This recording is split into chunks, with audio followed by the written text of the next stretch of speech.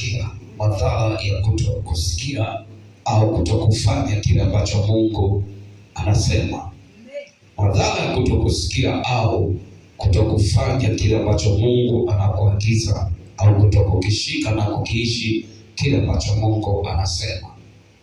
Na nilisema moja madhara yanayotokea kwa watu kwa sababu kutokusikia, kukiishi na kukifanya kunasababisha laana. Kunasababisha laana ambayo inamfanya mtu huyu kutokuwa na furaha siku zote, lakini kutokukifurahia kitu ambacho anakitengeneza, kwa sababu kitu chenyewe anachokitengeneza nacho huwa kinadaka hiyo laana. Bwana Yesu asifiwe. Bwana Yesu asifiwe. Kwa hiyo huwa kinabeba hiyo laana, kinafanya laana kwa mtu, lakini kinafanya laana kwenye vitu anavyovifanya. Kwa hiyo moja ya madhara ya kwanza kwenye kutokusikia na kufanya ndio unatengeneza vitu vya namna hiyo. Kwa hiyo usipokuwa makini unasababisha laana ambayo inaua: moja, uchumi; mbili, inaua mahusiano; tatu, inaua vitu unavyovifanya au inatengeneza ukame kwenye maisha ya mtu, wakati sijaendelea, Jumatano nilikuwa na watumishi fulani nimekaa nao hapa, tulikuwa tunazungumza. Tulikuwa baada ya kufanya maombi, tukawa tumekaa, tukasema ngoja leo tujaribu kudiscuss. Moja ya faida nilizopata kwa wale watu ambao nilikaa nao, akaniambia mtumishi, moja ya vitu ambavyo ili ujue watu wengi wanaishi kwenye laana, angalia mfumo wa maisha walio nao. Ni kweli wanaweza wakawa hawajaja ibadani, wanaweza wakawa hawajaja ibadani kwa wiki nzima, wakiwa wanaamini wanafanya kazi, lakini angalia matokeo siku ya Jumapili wanapokuja mbele za Mungu. Hawana shukrani kwa Mungu, hawana fungu la 10. Maana watu hawa wanafanya ambacho hawatakipata. Kwa nini? Kwa sababu hakuna matokeo ya wanachokifanya. Bwana Yesu asifiwe. Bwana Yesu asifiwe. Haleluya. Basi at least haja ameweka kiti kimoja begani, asema leo nimemnunulia Mungu kiti. Nimwambie Mungu utakaa hapa na malaika zako. Kwa nini? Kwa sababu wiki nzima sikufika, lakini baraka ulizonipatia ambazo Mungu alimuongoza kuzipata ni hizi hapa kama shukrani kwa. Hana kitu moja, hana kitu, lakini hana ushuhuda unaomsaidia yeye kuvuka. Kwa sababu ushuhuda unakusaidia kuvuka vikwazo vinavyokuja, vikwazo vitakavyokuja baadaye. Sasa moja ya vitu vya namna hiyo, kwa hiyo watu hawa wanafanya kazi katika hali ambayo inawaua. Moja ya laana inaua. Laana inaua vitu vya ndani au inaua mafanikio. Bwana Yesu asifiwe. Bwana Yesu asifiwe. Haleluya. Laana ya kutokusikia inaua mafanikio, inaua uchumi wa watu. Kwa hiyo watu wale wanakuwa walivyo leo ndio wanavyokuwa kesho. Kwa hiyo usitegemee kuwa na watu ambao watakufurahisha. Na ndio maana nilisema ukiona una watoto wasiompenda Mungu wako, usitegemee utapata amani katika hao watoto. Usitegemee utapata amani katika hao watoto, ila watakuwa wanakubebesha mzigo kila siku ambao hautafurahia kuwa ni watoto wakubwa, ila watakuwa watoto kila siku wanachukua lugha ya duniani, mtoto kwa mzazi hako.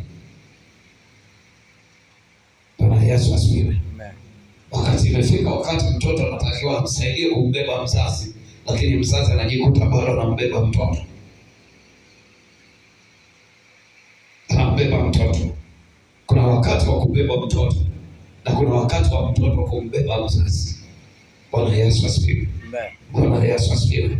Sasa moja ya vitu vinavyoua ni laana. Na ndio maana kwenye ile Kumbukumbu la Torati ile sura 28 kuanzia mstari ule wa 15.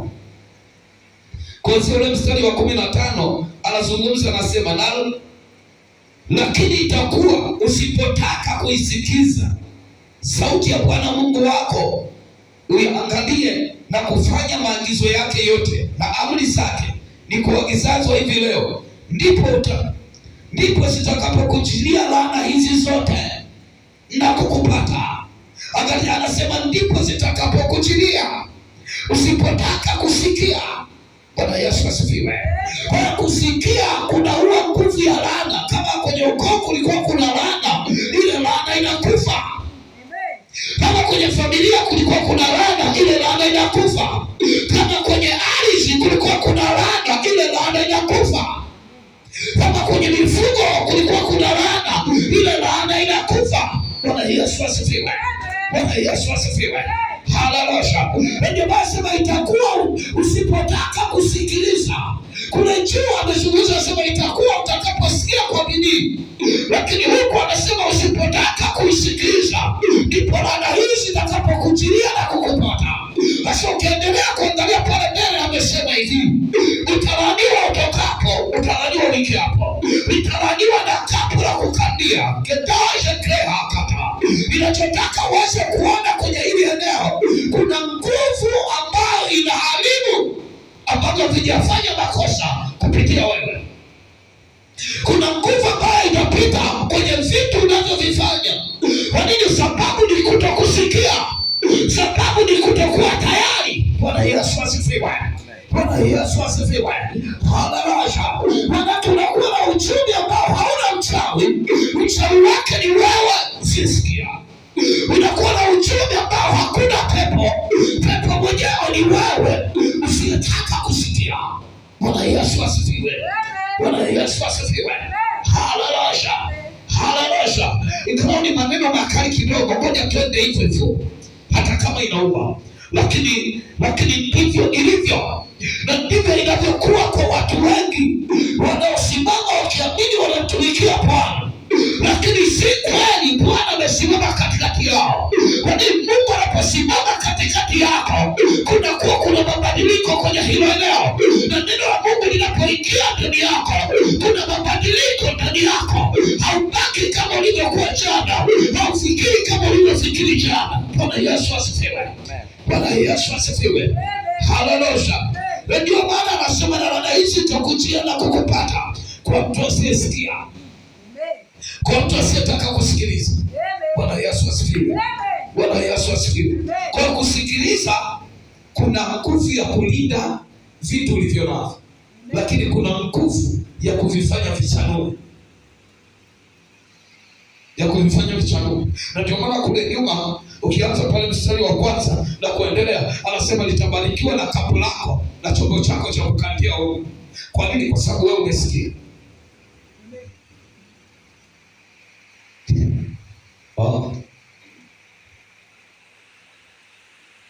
Vitu ulivyo navyo ni wewe. Na ndio maana kinachokupata wewe kinavipata navyo. Kwa kama una ardhi, ardhi ile ni wewe. Kwa hiyo kama wewe umebarikiwa na ardhi yako imebarikiwa, kama wewe umelaaniwa na ardhi yako imelaaniwa vile vile. Na ndio maana niliwaambia mfano vijana mnaopenda kufanyana nguo. Unaweza usifanye nguo ukawa umevaa laana ya mtu.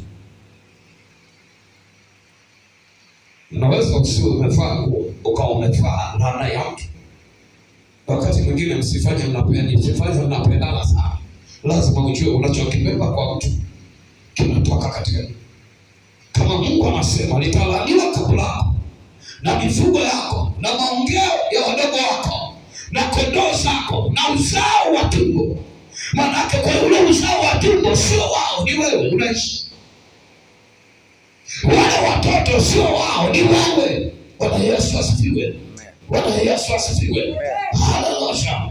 Haleluya. Ndio maana kuna wakati mwingine unaweza kuwakataa watoto hata kama umewazaa. Hata kama umewazaa ukasema hao sio wangu. Kwa sababu wangekuwa wangu wangekuwa na tabia za kwao. Kama wewe kamuulize Yesu kwa nini aliwapea nyinyi sio watoto wa Ibrahimu? Mngekuwa wa Ibrahimu mngekuwa na tabia za Ibrahimu. Ndio maana nikwambia mtoto kama hana tabia za kwako sio wako. Ila anaishi na wewe kwa ajili ya kukuangamiza. Kwa ajili ya kwa ajili ya kukufanya unachotafuta. Utajikuta ukitafuta, anakwambia kiuno kinauma, utamwambia shika hii, nenda kajipatie. Anakwambia kimgongo unauma, utamwambia shika hii, nenda kanunue dawa. Kazi yake anaua uchumi wako. Anaua uchumi wako. Wakati wewe unatafuta unasema nikinunua suruali, yeye anapeleka kwa daktari. Yeye anapeleka kwa nesi. Bwana Yesu asifiwe. Kinachoua ni laana. Mahali ambapo pana laana hapana mwendelezo.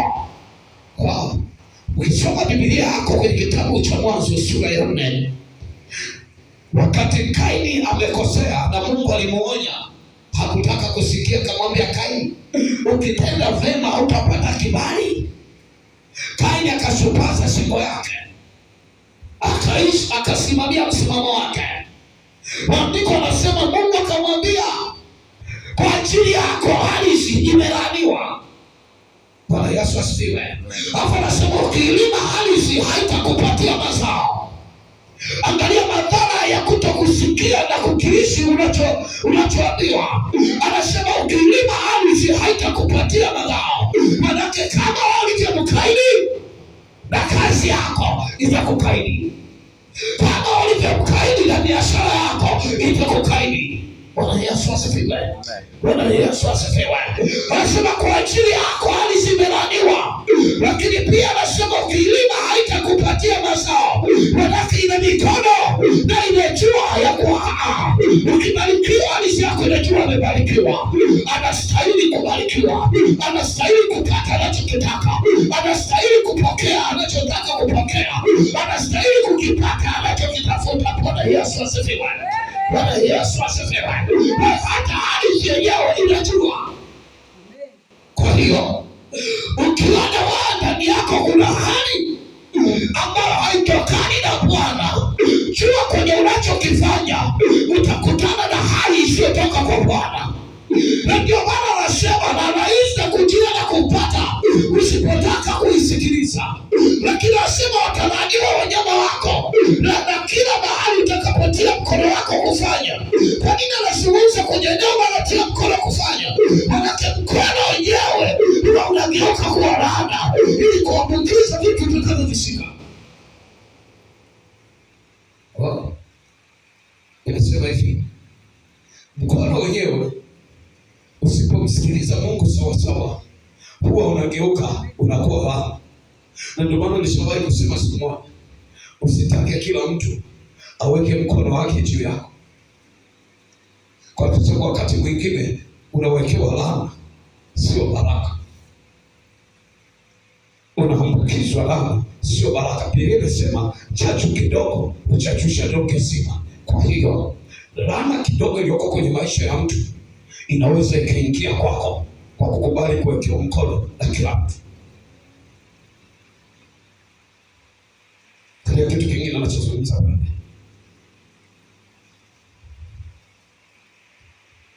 Sura 10 anasema utalaaniwa uzao wa tumbo lako na uzao wa nchi yako na maongeo ya ng'ombe wako na kondoo zako.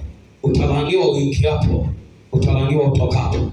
Bwana atakuletea laana na mashaka na kukemewa katika yote utakayotia mkono wako kufanya, hata uangamie na kupotea kwa upesi kwa ule uovu wa matendo yako ulioniacha kwayo. Angalia kitu anachokisema. Maana ukiacha kusikia ule ni uovu. Lakini unaposimama kama uovu, kinachokuja zinakemewa na kazi za mikono. Okay, kazi zako zimekosa nini? Biashara yako imekosa nini? Okay, mifugo yako imekosa nini? Mifugo imekosa nini? Okay, unapokuja watoto wamekosa nini?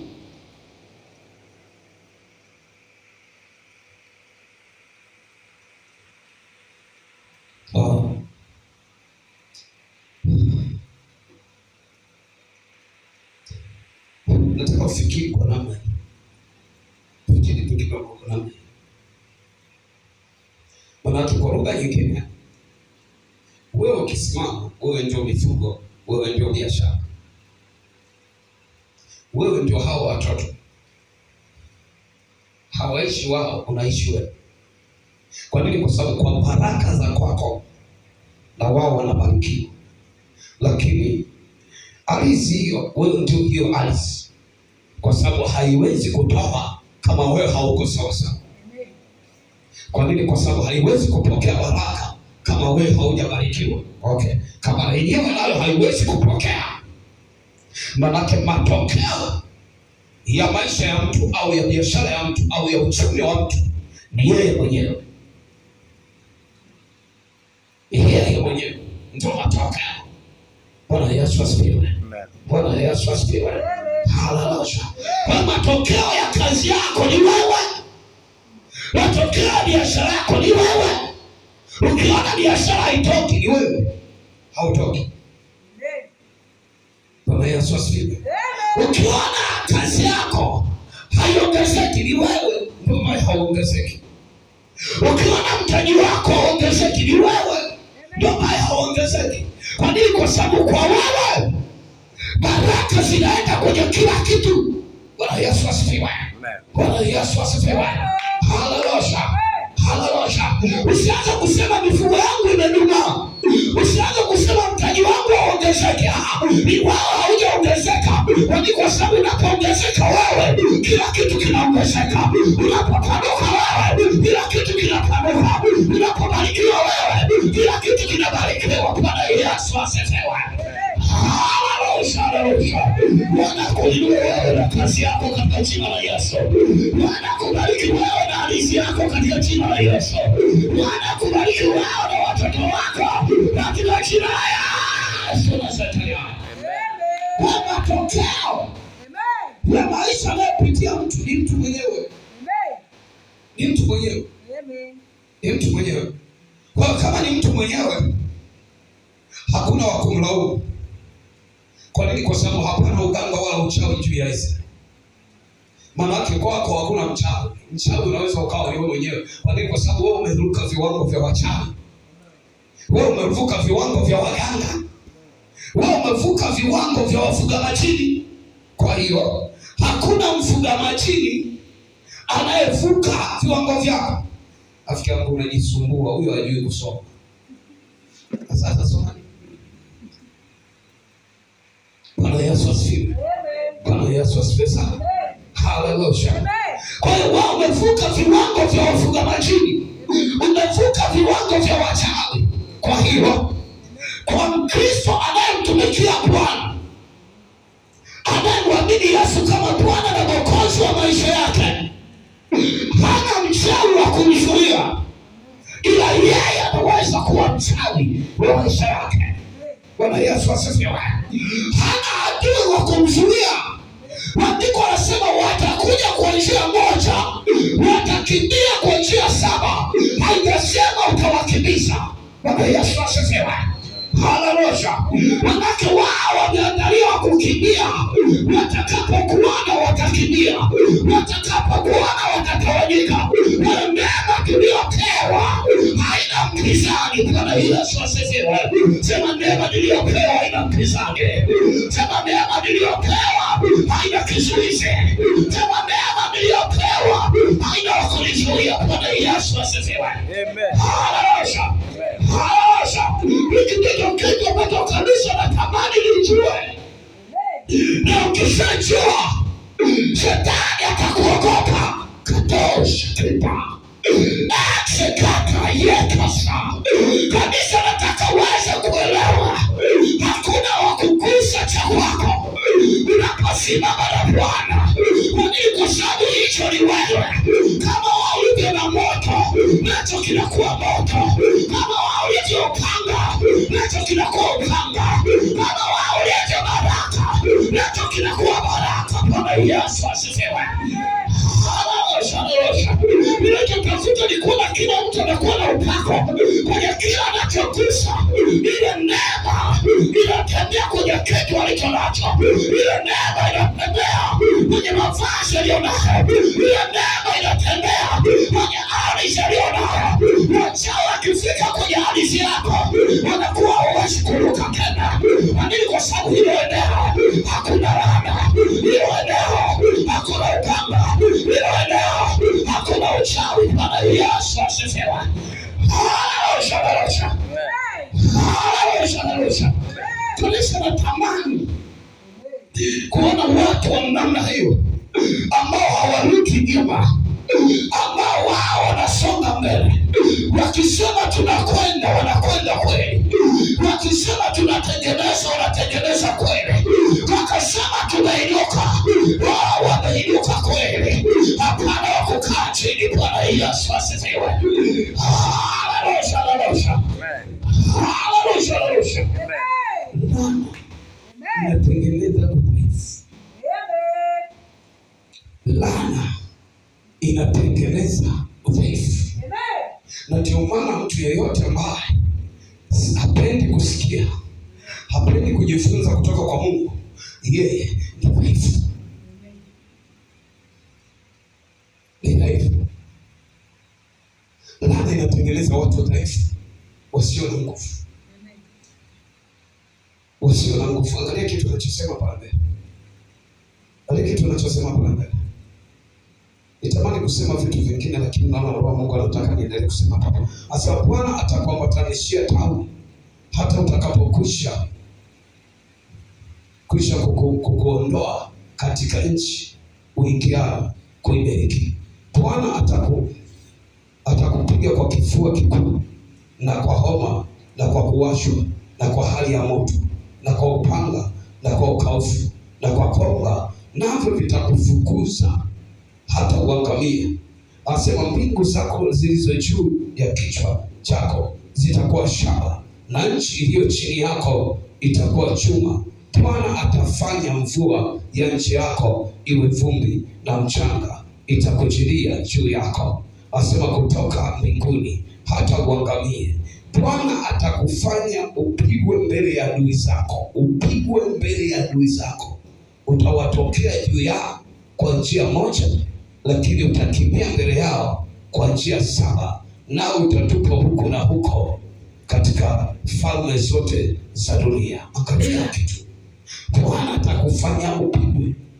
Bwana atakufanya ukimbie mbele ya adui zako. Kwa hiyo adui yako hawi adui, ila adui wako wa kwanza anakuwa Mungu. Laana ya kutokusikia inamtengeneza Mungu kuwa adui yako.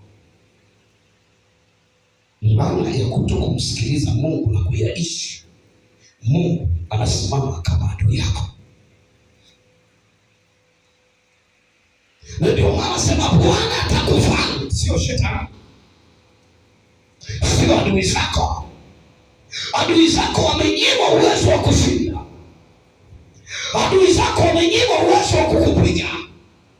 Na ndio maana Bwana atakufanya.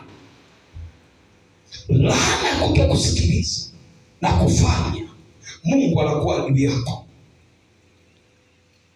Hata mkawa ngumu wemeze hivi. Bwana Yesu asifiwe.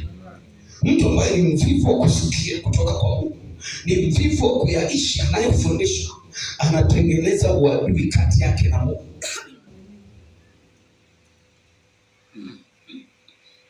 Unaweza ukawa unamuita Mungu, kumbe unamuita adui yako akuondoe kwa haraka. Ndio maana Bwana atakuambatanishia tauni, atakuambatanishia kifua, atakuambatanishia homa. Sio wachawi, sio wafuga majini. Hii ndio maana nilisema ukichokuwa umeokoka, umehamishwa kwenye ule ulimwengu wa wanaopigwa na wachawi, kwenye ule ulimwengu wa wanaorogwa, kwenye ule ulimwengu wa waliolaaniwa. Yesu asifiwe. Bwana Yesu asifiwe. Ukishakuwa umeokoka, umehamishwa, umeletwa katika pendo la mwanae wa pekee, umefanyika kuwa mwana wa Mungu, sio wa binadamu aliyelaaniwa, sio wa Adamu yule aliyelaaniwa. Bwana Yesu asifiwe. Bwana Yesu asifiwe. Na kwa kuwa umehamishwa, hakuna mshindi wa kukushinda wao isipokuwa mbingu tatosha. Mungu hii hamwachii shetani. Hii anasimama yeye mwenyewe. Hii hakutokei shetani. Hii wanakutokea kwa sababu Bwana ametaka. Hii wanafanya kwa sababu Bwana ametaka. Bwana Yesu asifiwe. Bwana Yesu asifiwe. Haleluya. Haleluya. Kanisa ndicho nachotaka uweze kuelewa, kwa sababu wewe sio wa namna ya kawaida. Hata kama umekosea, sio wa kupigwa na mtu wa kawaida. Ukiona umepigwa, ni Bwana ametaka upigwe. Ukiona umeumia, ni Bwana ametaka umie, kwa sababu hakuna atakayetaka likatokea. Hakuna atakayepanga likatimia isipokuwa Mungu peke yake. Bwana Yesu asifiwe. Bwana Yesu asifiwe. Haleluya. Ndio maana sasa Bwana atakufanya upigwe mbele ya adui zako. Atakufanya. Neno atakufanya maana yake anakutengeneza kuwa dhaifu.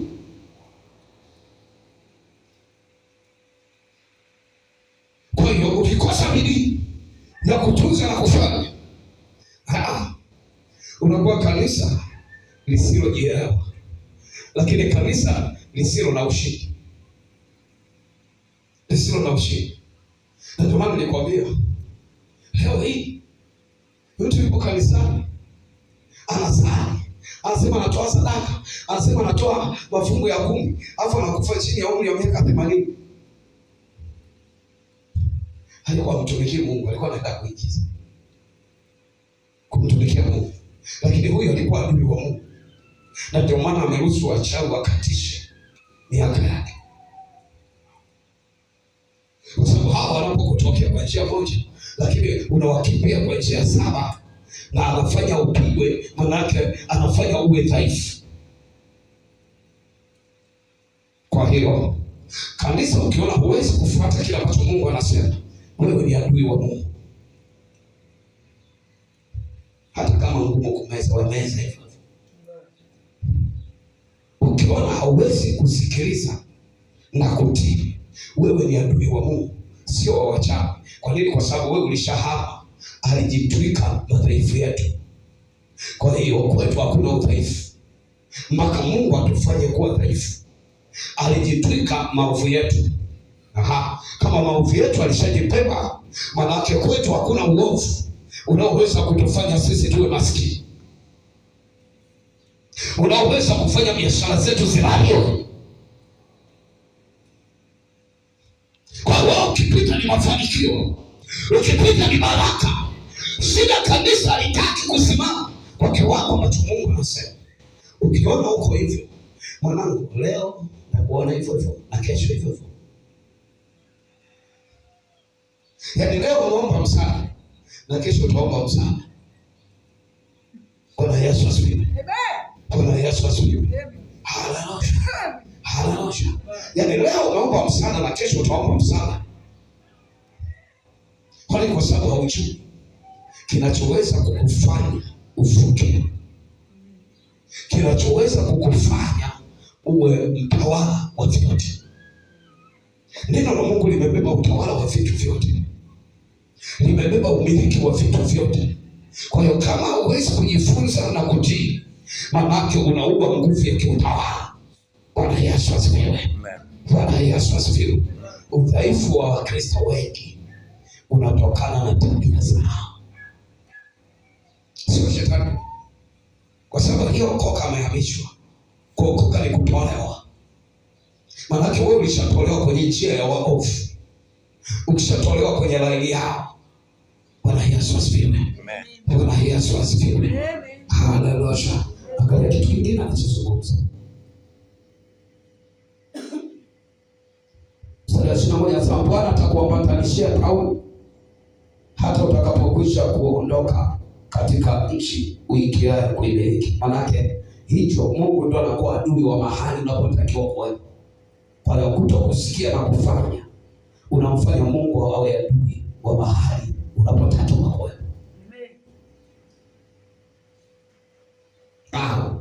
Kutokusikia na kufanya unamfanya Mungu awe adui wa mahali unapotakiwa kuwa. Kutokusikia na kufanya unamfanya Mungu akuhamishe kwenye nafasi uliyotakiwa kuwa.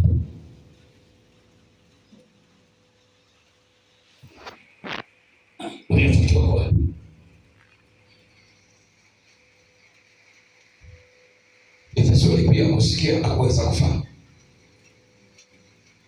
kwa sababu kama haufanyi, maana unatengeneza uadui na Mungu wako. Japo kuna watu wengi wanajua wakienda kanisani wanaenda kutakasika, wanakwenda kutengeneza uadui kati yao na Mungu, kati yao na Mungu. Bwana Yesu asifiwe. Haleluya. Najaribu kusema vitu vigumu tu hivyo na lazima niseme, kwa sababu wakati mwingine nikikuacha nikikwambia pokea neema na baraka na mafanikio, huwezi kupokea kama haujatengeneza na Mungu wako. Huwezi kupokea kama haujakaa sawa na Mungu wako. Na ndio maana nasema Bwana atakuambatanishia. Katika kitu kingine anachozungumza 23, asema na mbingu zako zilizo juu ya kichwa chako zitakuwa shaba na nchi iliyo chini itakuwa chuma. Angalia, unatengeneza ugumu juu baraka zisifuke kukupata. Unatengeneza ugumu chini baraka zisikuje kwenye maisha yako. Ndio maana nasema ukilima ardhi haitakupatia mazao, maana unatengeneza ukavu juu, unatengeneza ukavu chini. Kwa hiyo unajifungia laana ya kutokusikia, inatengeneza ukuta. Ndio maana mbingu zinakuwa shaba, ardhi zinakuwa chuma. Bwana Yesu asifiwe. Bwana Yesu asifiwe. Haleluya. Laana ya kutokusikia na kutii, ya kusikia na kutokutii, ya kusikia na kutokufanya, inatengeneza ukavu au ugumu au ukuta ambao hauwezi kuvuka. Kuna watu wamejitengenezea ukuta wenyewe, hawajatengenezewa na mchawi. Na ndio maana nilikwambia mimi kwa muda hakuna mchawi wa kuroga. Labda uwe umeamua kujichanganya mwenyewe. Ukijichanganya mwenyewe, basi wewe jichanganye tu. Wewe jichanganye tu. Kwa nini? Kwa sababu lazima ifike wakati mimi niwe wewe, wewe uwe mimi. Kwa sababu kinachokuumiza wewe ndicho kinachoniumiza mimi. Labda uwe umejitafutia njia yako nyingine. Ukijitafutia njia yako nyingine ndio unakutana na haya. Bwana Yesu asifiwe. Haleluya. Haleluya. Angalia kitu kingine. Angalia kitu kingine anachozungumza. Ndio maana nimesema unatengeneza ukame. Angalia kitu kingine. Mstari wa 24 anasema Bwana atafanya mvua ya nchi yako iwe vumbi na mchanga itakujilia juu yako kutoka mbinguni hata uangamie. Hivi vyote vinatengeneza uadui. Kwa hiyo laana ya kutokusikia na kufanya inatengeneza uadui kwenye vitu vya kimungu. Kwa hiyo njaa, umaskini, ardhi yako inapokuwa vumbi, maana unanyimwa chakula. Bwana Yesu asifiwe. Bwana Yesu asifiwe. Unanyimwa ustawi. Ustawi. Kwa ukishanyimwa ustawi, unaanza kupotea. Anasema vita kufukuza. Maana vyote ulivyopewa kuvitawala vinakuwa na nguvu ya kukufukuza. Bwana Yesu asifiwe. Bwana Yesu asifiwe. Ndio maana leo tuna wapendwa wanaofukuzia mafanikio, sio wanaofuatwa na mafanikio. Leo tuna wapendwa wanaotafuta mafanikio, sio wanaotafutwa na mafanikio. Kwa nini? Kwa sababu wao wanafukuzwa. Wao wamekuwa dhaifu kuliko vitu kuwatumikia, kuliko vitu ambavyo vinatakiwa kuwa chini yao, kuliko vitu vinavyotakiwa kuwasikiliza au kuwatii. Wanakuwa dhaifu. Bwana Yesu asifiwe. Na ndio maana hawezi kwenda mbele za Mungu akiangalia biashara yangu, akiangalia ndoa yangu, akiangalia watu wangu. Kwa hiyo huyu mtu anaendeshwa, haendeshi. Inawezekana uelewe sawa. Hiki ndicho kilichomtokea Sauli. Akasema niliona watu wananiacha, nikajishurutisha, nikatoa. Manake yeye hakuwa kiongozi wa wale watu. Wale watu walimuongoza yeye. Bwana Yesu asifiwe. Yeye hakuwa mkuu kwa wale watu. Wale watu walikuwa wakuu juu yake. Akajikuta anatembea sawasawa na matakwa yao, sio matakwa ya Mungu anayemfundisha. Bwana Yesu asifiwe. Haleluya. Na ndio maana kuna wakati tunaenda kwa namna maisha yake yanavyotaka, sio sisi na Mungu wake anachotaka. Ukishaona hili ujue kuna laana inatembea kwenye hiyo eneo, kwa sababu laana inakufanya uendeshwe, sio uendeshe. Laana inakufanya utawaliwe, sio utawale. Kama wewe kama ulize Hawa, anaambiwa na tamaa yako itakuwa kwa mumeo na mumeo atakutawala. Kwa hiyo kumbe Hawa alikuwa na maamuzi hapo kwanza, alikuwa na nguvu ya utawala hapo kwanza, lakini baada ya kufanya jambo la kuacha maagizo ya Bwana, laana ilipoingia akawa dhaifu.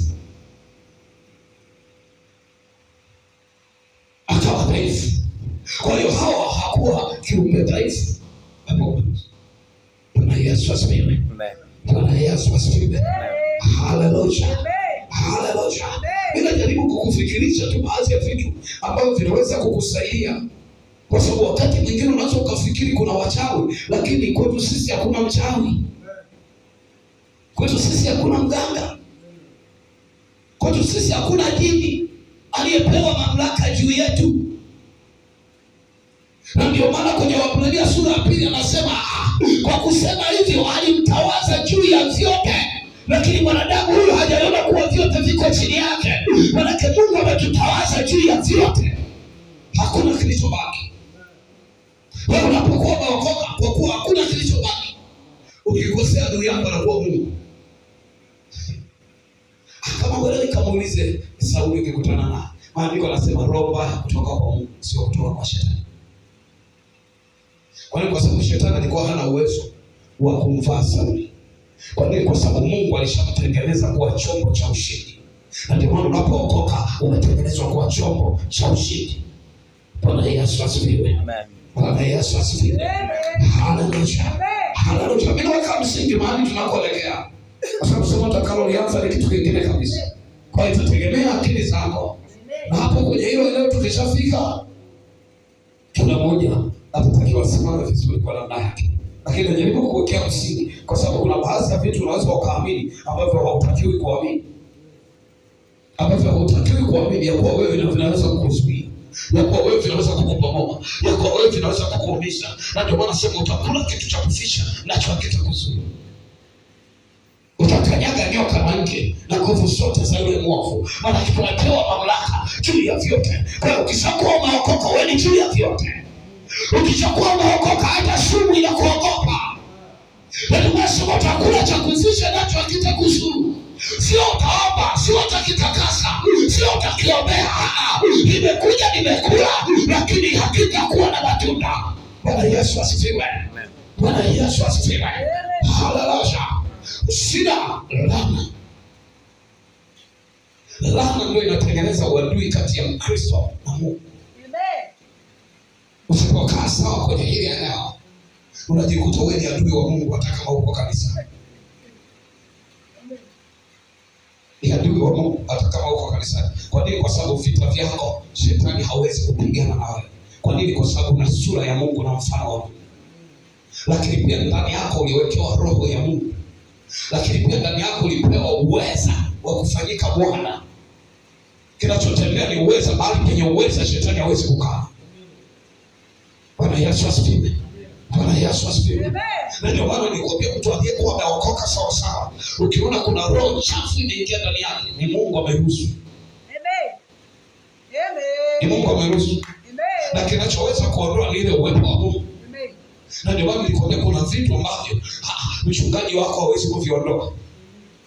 Mpaka ujishushe mbele za Mungu wako, ujivili mbele ya Mungu wako, ndipo anaweza akaviondoa. Lakini nje hapa wakusaidia hata mchungaji wako angeomba.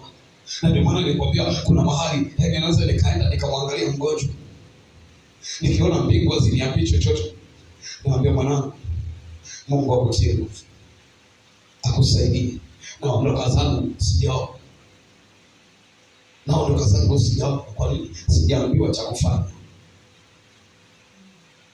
Zaidi ya yote nikirudi namwambia Mungu unahema. Ikiwa kuna sababu iliyofanya usiseme chochote, na wala usiniruhusu kufanya chochote katika vile ulivyonipatia mimi kufanya, usamehe Bwana. Kama kuna sababu imesimama kwenye hilo eneo leo, tafanya hivyo, tamaliza. Wewe utabaki na lawama, baba mwenyewe alikuja wala hata kuniombea. Unajua mimi hanipendi kwa sababu sina hela. Bwana Yesu asifiwe. Bwana Yesu asifiwe. Sina kuja na lawama. Unasikia mimi baba hanipendi kwa sababu sina hela. Mimi hata sina sikupigii kwa sababu nataka kukupigia. Nikujulie tu hali mwanangu. Za leo umeshindaje? Kuna wengine huwa hawapokei simu. Bwana Yesu asifiwe. Utasikia kuna nini mpaka baba ananipigia leo. Na ndio maana huwa sitaki nikupatie stress. Kwa sababu naweza nikajikuta nimekuuliza uko wapi, alafu ukasema uongo, kumbe ulikuwa umekaa kijiweni na wenzako. Kwani mtu baba atanionaje mimi nipe kijiweni? Bwana Yesu asifiwe. Haleluya. Haleluya. Ukiona nimekupigia kuna sababu, ukiona nimekusalimia unajua kuna sababu, lakini wewe hauwezi kuijua. Mimi ndo naijua kwa nini nikusalimie. Bwana Yesu asifiwe. Haleluya. Haleluya. Kwa lazima uweze kuwa makini katika kila eneo, kwa sababu kuna vitu ambavyo kwako haviwezekani kuingia, hata kama wangelani kijiji kizima, hata kama wangeroga mji mzima, hata kama wangesema vibaya mji mzima, lakini hakuna atakayezuia. Wasubirie watajua, wasubirie watakiri, wasubirie watatambua. Ikiwa watabui sasa, unakuja wakati watatambua. Bwana Yesu asifiwe. Usilazimishe saizi watu wakukubali. Farao alikuja kukubali baadaye. Bwana Yesu asifiwe. Nebukadneza alikuja kukubali baadaye. Anasema ni Mungu yupi atakayeokoa na mkono wangu? Alipoona moto wake hauwezi kitu, alipoona ule moto hauwezi kitu, na wale jamaa wateketee, akasema watumishi wa Mungu aliye hai. Hakulazimishwa. Bwana Yesu asifiwe. Ndio maana kuna watu hautawalazimisha leo ya kuamini, kwa sababu wakati wa kuamini wao unakuja. Wametaka hawajataka, unakuja huo wakati ambao hawatalazimishwa.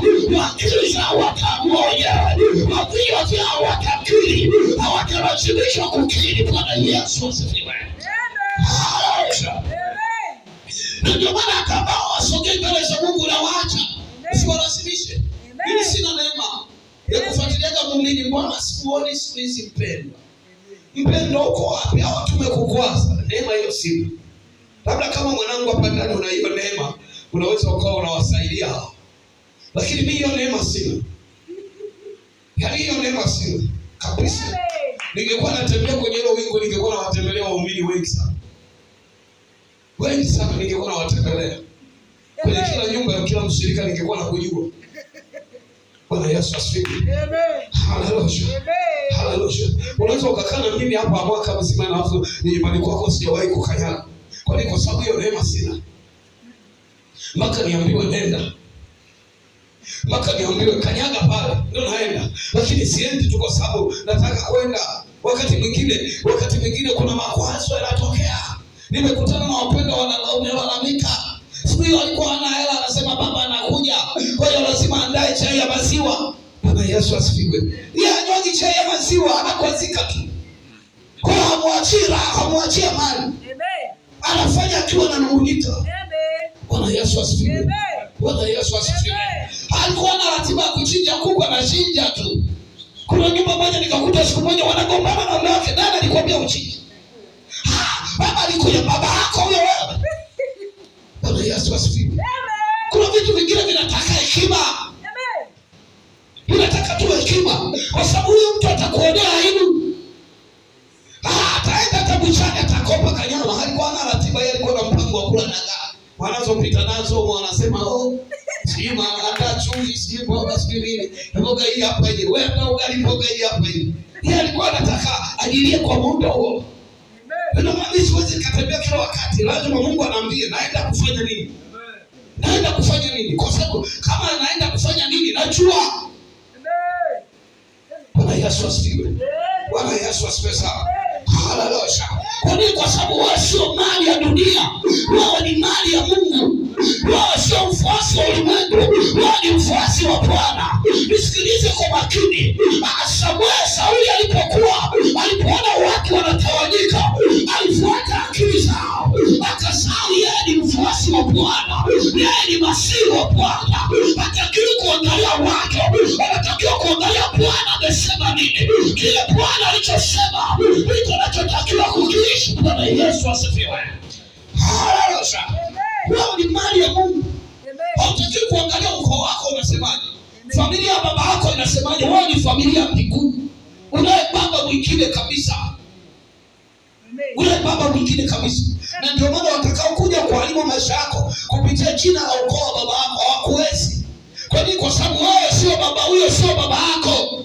Alikuwa mlezi wako. Bwana Yesu asifiwe.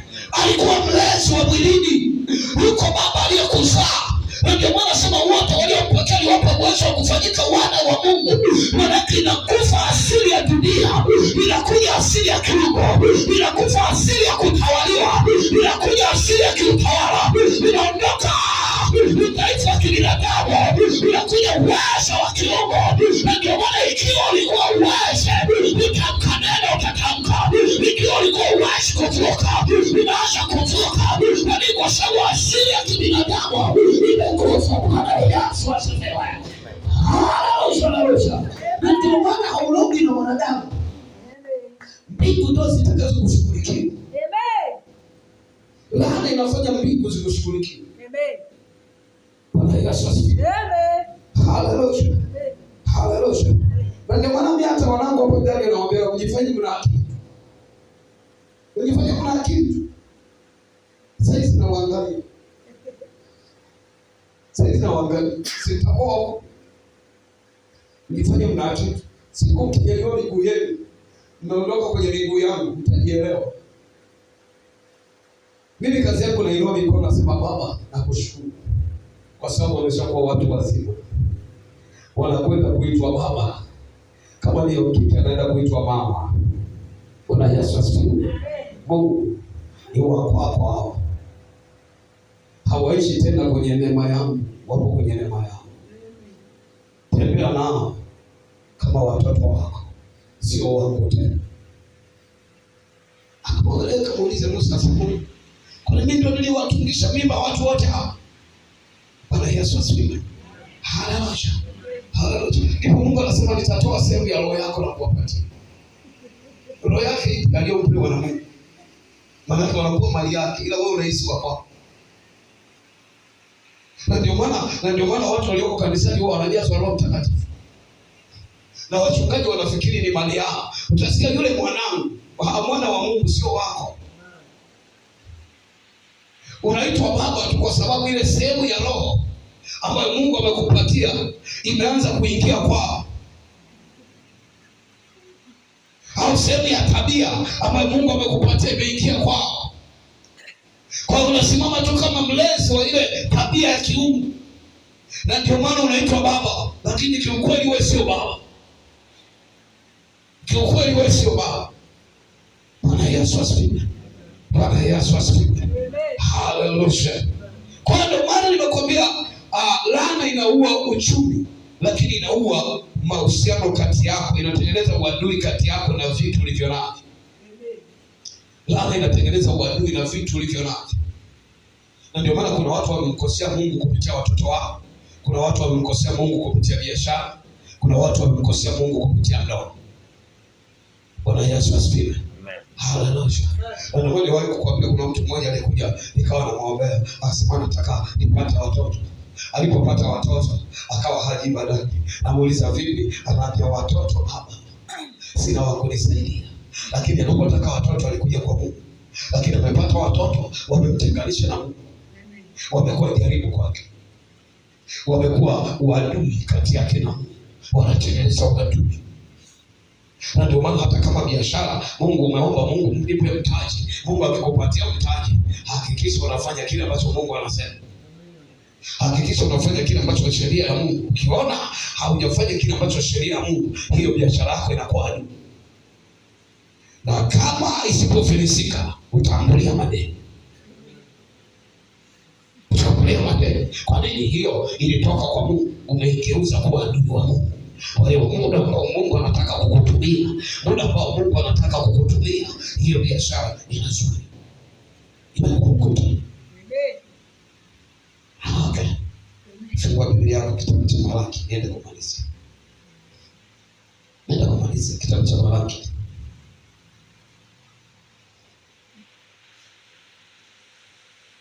Malaki sura ya 2.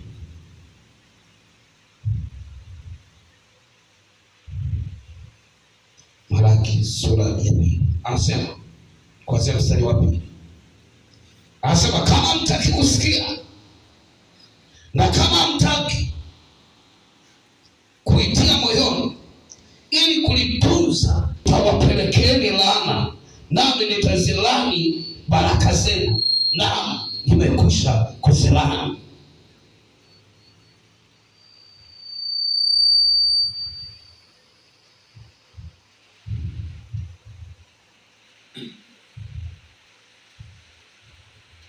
Nimekwisha kuzilani baraka zenu, naam nimekwisha kuzilani, kwa sababu hawaniatii haya moyoni.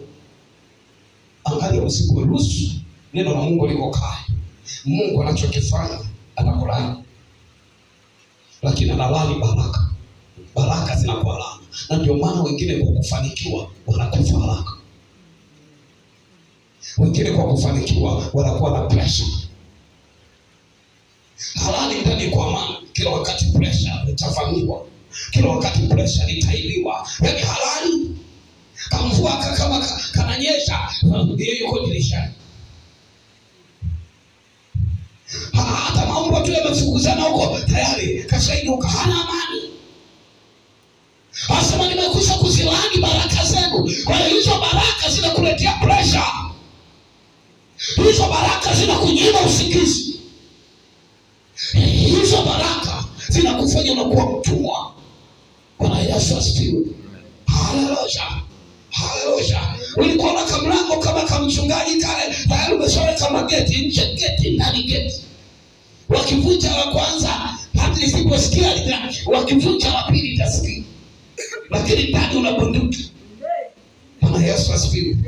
Bwana Yesu asifiwe. Shida ni laana.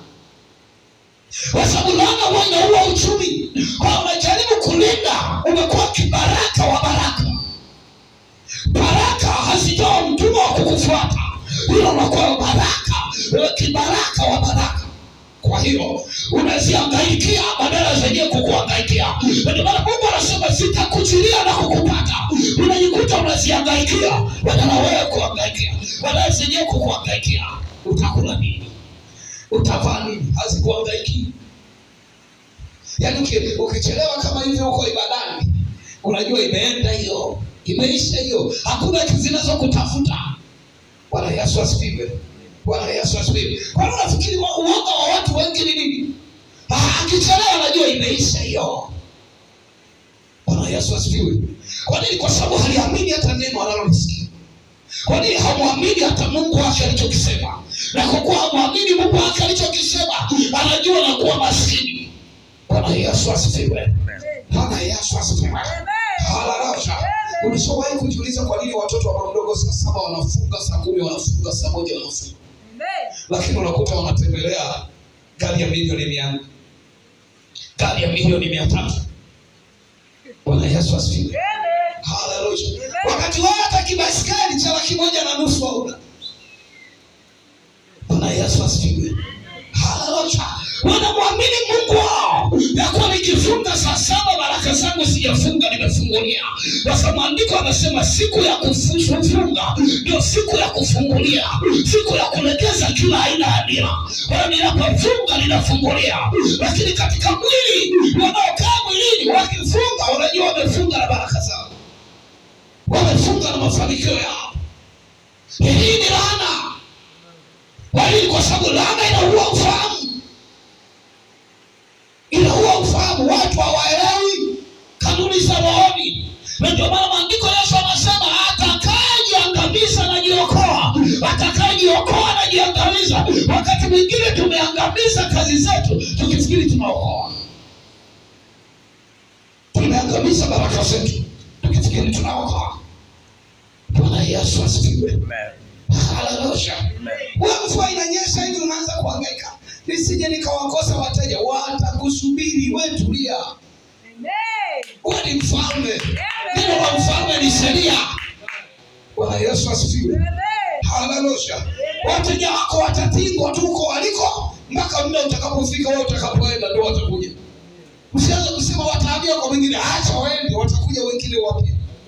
Ukiona mmoja amechomoka kuna mpya anakuja. Yesu alitoka, kuna kina Yesu akatoka. Na Yohana aliposikia akachanganyikiwa, akasema Yohana nilimkata kichwa, Yesu tumemsulubisha. Ametoka wapi? Walitokea kina Yesu wengine. Basi hakuwa ni kumwamini Mungu na mtumikia, ya kuwa ametoka mteja mmoja watakuja 10, kwa mmoja atapiga 10,000. Inawezekana ameenda kama sadaka, ameenda kama mbegu. Ninapopoteza mbegu moja, ninakwenda kuleta mbegu nyingine zaidi. Wao wametoka, watakuja wengine. Bwana Yesu asifiwe. Haleluya. Usikubali kuwa mtumwa. Ruhusu vitu vikutumikie. Ruhusu vitu vikuendeshe. Kwa sababu laana huwa inaua fikra, inaua mtazamo wa kiroho. Ili usijue namna ya kujilinda. Namna ya kujilinda kiroho ni kujiangamiza. Namna ya kupona kwa kina Danieli, kina shida ya kimaisha, kina Abednego, ili wana juu ya miungu walikubali kuangalia kwenye tanuru ya moto. Hadi walivyosonga mbele kwenye tanuru ya moto, ndivyo walivyoinuliwa. Ndivyo walivyoinuliwa. Neema hiyo iwe kwako kwa jina la Yesu. Neema hiyo iambatane na wewe kwa jina la Yesu. Angalia, kuna watu kwa sababu ya mafanikio wamegombana na ndugu zao. Walikuwa wanaishi nao kwa upendo. Sasa akimtembelea mara 2 mara 3, anahisi amekuja kufuata msosi. Anahisi amekuja kuomba hela. Unajua matajiri ukitokea tu anasema kumekuja. Bwana Yesu asifiwe. Sio kwenda kwa ndugu yako mmoja anasema utakaa siku ngapi? Bwana Yesu asifiwe. Bwana Yesu asifiwe. Nikamwambia kesho naondoka. Hapo baada ya dakika chache nikamwambia naenda kumtembelea mtu fulani kule. Nikaenda kumtembelea chakula chake mchana siku. Jioni nikala chakula cha kuagia, tunaachana. Bwana Yesu asifiwe. Bwana Yesu asifiwe. Kwa nini? Anahisi kama umekuja kuomba msaada. Anahisi kama unataka akusaidie.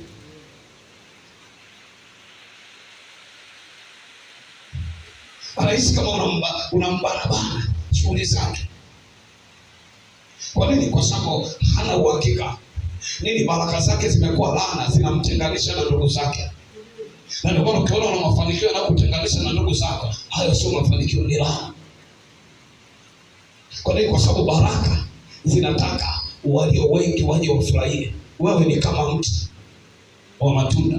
Kwa hiyo watakuja wanyama, watakuja ndege, watakula.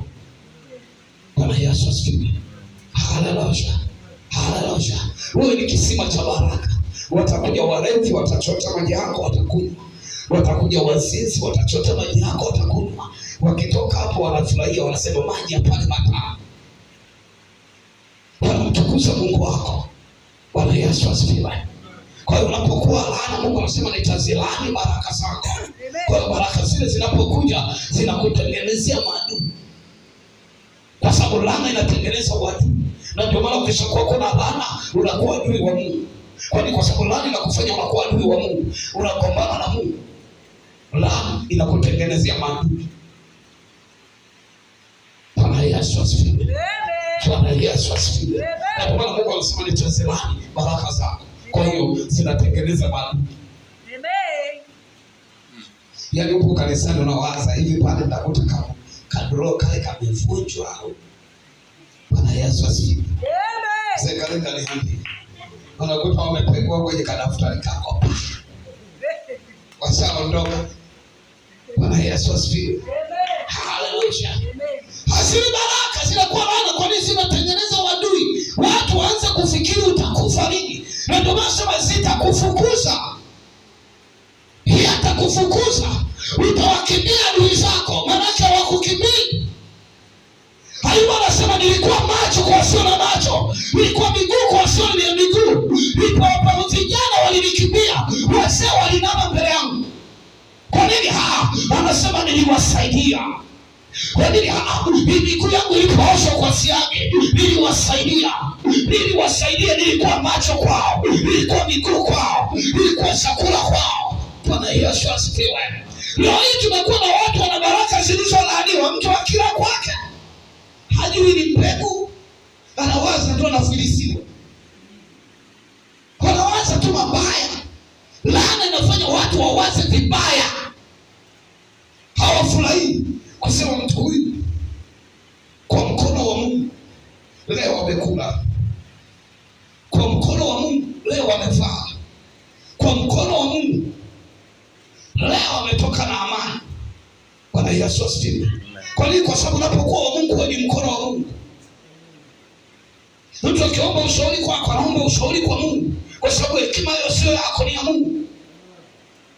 Na ndio maana yaliyoshindikana kwake kwa wanadamu, kwako wewe unaona yanawezekana. Kwa hiyo unapoipokea hekima hiyo, unaipokea inatoka kwa Bwana. Haitoki kwako. Bwana Yesu asifiwe. Haleluya. Kwa baraka zinapokuwa zimelaaniwa zinatengeneza maadui. Na ndio maana unapofanikiwa unatengeneza namna ya kufa haraka. Namna ya kufa haraka.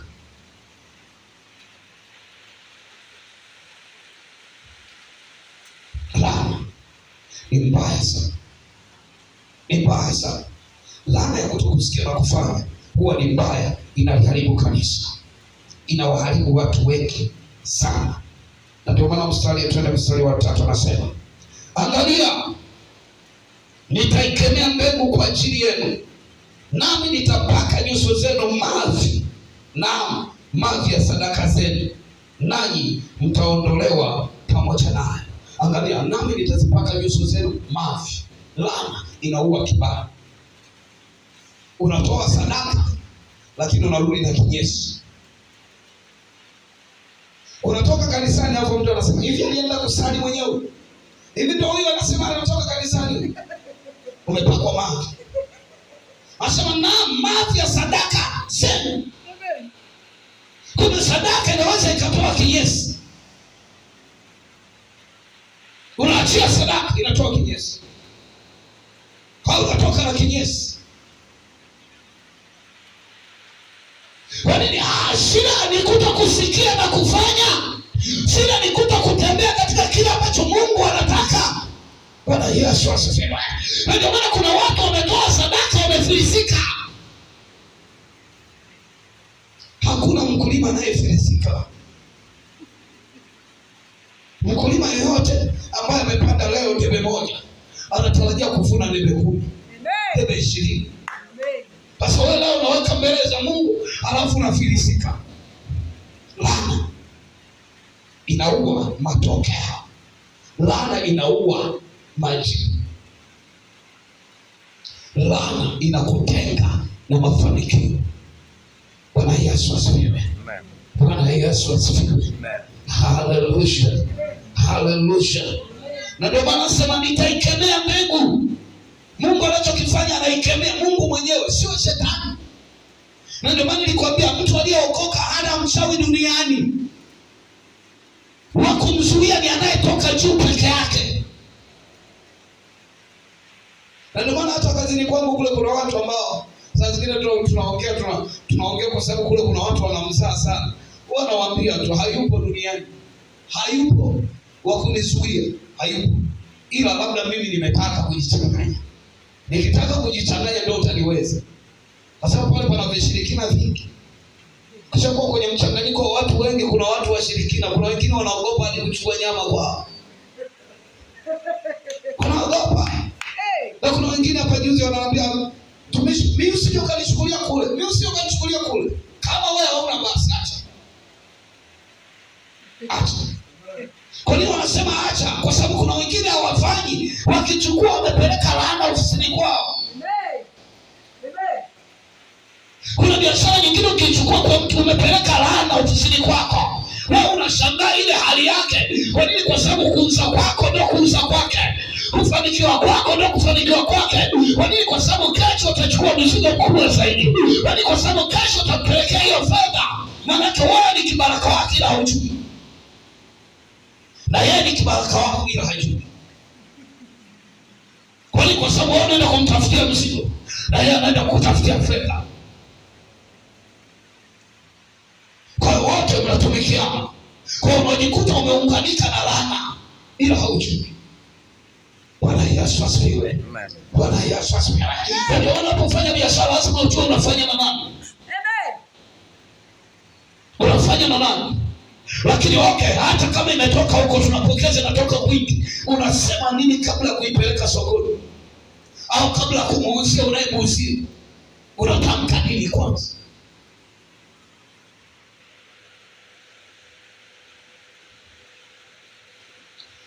Mwaka mmoja. Ninapomaliza mwaka mmoja nilikuwa nafanya biashara hapo katikati pale. Nilichukua biashara yangu, ilikuwa nyama yangu. Alikuja mtu mmoja akaiangalia akasema nyama ya leo nzuri. Kaishika kaigeuza, kaigeuza. Niliuza siku 3 haishi. Siku 3 haishi. Mpaka ikabaki kavuna na fedha ya manunuzi hayakuja. Kuna watu wanaweza wakaja wakasifia biashara yako, wanajifanya wanaiangalia, wanaishangaa. Kuna vitu wanaachilia. Kwa nini? Kwa sababu yeye ni laana. Na ndio maana Mungu anasema kila utakacho kifanya. Sasa huwezi kufanya bila mkono. Bwana Yesu asifiwe. Amen. Bwana Yesu asifiwe. Haleluya.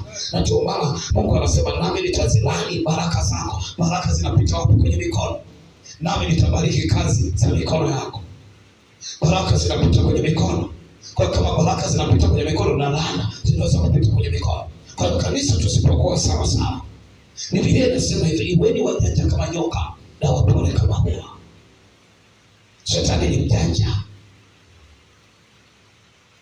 Na ndio maana kuna wakati mwingine lazima usimame kama mchawi. Lazima usimame kama mchawi. Ya kwa wameloga kwa kuvua nguo na leo mtavua nguo. Wamelani kwa kukaa nje ya panda na leo nasimama kwenye nje ya panda. Chumba kinanoa chumba. Kwa njia hiyo uliyoitumia na mimi nasimamia hiyo hiyo. Bwana Yesu asifiwe.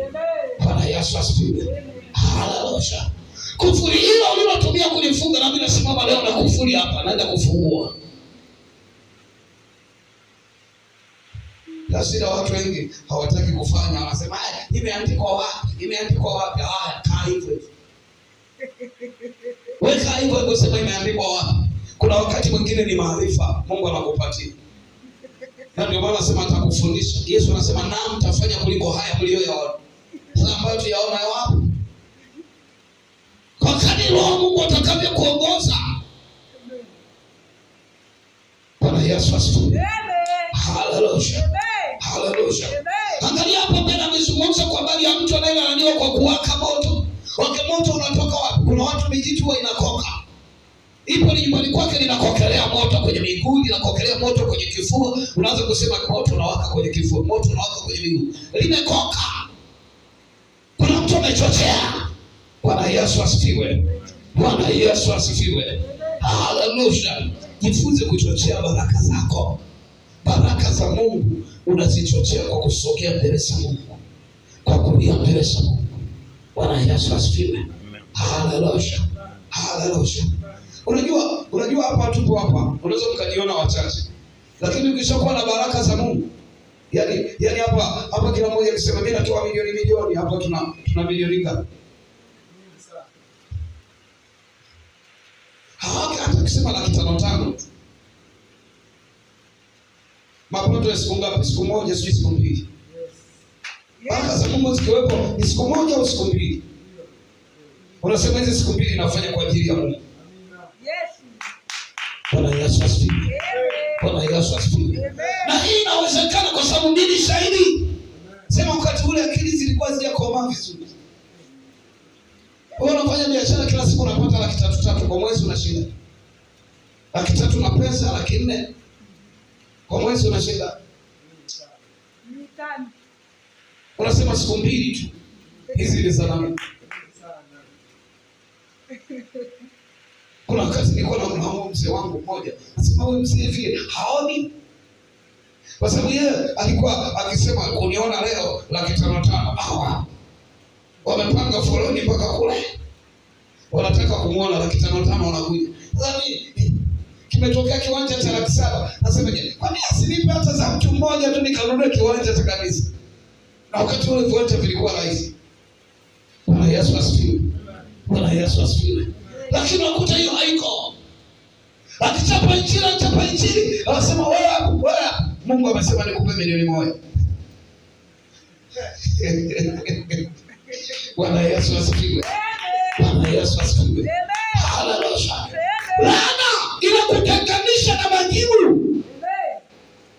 Wakisha kulaani hata ukikana mtu mwenye pesa kumwambia kukusaidia. Ukishalaaniwa unaweza ukakaa mahali penye kivuli lakini unawakiwa jua. Bwana Yesu asifiwe. Unashangaa umekaa kwenye kivuli unavuja jasho tu. Haujui jasho linatokea wapi. Bwana Yesu asifiwe. Bwana Yesu asifiwe. Laana ni mbaya. Laana ni mbaya. Inakuwa nazo kwani kwa sababu ilitokea. Watu watachukua vinavyofaa mbele ya macho yako. Watu watachukua kilicho cha kwako mbele ya macho yako. Nisikilize, mimi niliwahi kukuelezea hii. Mzee wangu alionilea kwa muda mwingi, aliniambia unasema speakers ni za kwako na kwenda kuleta zingine. Bwana Yesu asifiwe. Haleluya. Haleluya. Na kwenda kuleta zingine. Alipoleta zingine akapewa mtu mwingine. Umeshawahi kujiuliza Mungu amekuahidi baraka, lakini unashangaa Wafilisti wanafanikiwa, wewe hufanikiwi. Akapewa mtu mwingine sio wa kanisa lake, wala achukua mafungo ya kunyoka, lakini wakachukua wakaenda nazo. Kuna gari moja alipewa sadaka, akanambia hili la kwako. Naenda kuagiza magari mengine anakuja, hili la kwako. Yalipofika yale magari mengine, ndio akapewa mtu mwingine. Bwana Yesu asifiwe. Laana inakutenganisha na majibu. Usipokaa sawa sawa, vya kwako vinakuwa vya watu wengine. Nafasi yako inachukuliwa na watu wengine. Na ndio maana kwenye Mwanzoni pale kwenye Kumbukumbu la Torati kuanzia mstari wa 1 anasema utabarikiwa uingiapo, utabarikiwa utokapo, utabarikiwa uingiapo, utabarikiwa na uzao wa tumbo lako. Huko anasema adui zako watakutokea, utawakimbia kwa njia sawa. Hali ile inakuwa ya adui yako. Nafasi ile uliyotumia wewe kutawala, unatawala adui zako. Laana inamweka mtawala mpya asiye haki. Laana inampatia mafanikio asiye haki. Bwana Yesu asifiwe. Bwana Yesu asifiwe. Laana inampatia mafanikio asiye haki. Na ndio maana Mungu anasema adui zako. Kwa kishokuwa kuna laana, asiye haki anafanikiwa. Umeshawahi kujiuliza kwa nini wapendwa wanaenda kukopa kwa mfisi? Maana wanakuwa vibaraka wa shetani, ila hawajui kama wao ni vibaraka wa shetani. Wengi hapo tumeshamtumikia shetani. Tumeshamtumikia shetani. Hatuwezi kukwepa kwa sababu tumeshakopa sana kwa Wafilisti. Akopa ambaye ni mtumwa wako pesani. Maana tumemtumikia shetani. Laana inanyang'anya haki ya sisi kukopesha. Tunakuwa wakopa. Sema Mungu Baba, kwa jina la Yesu.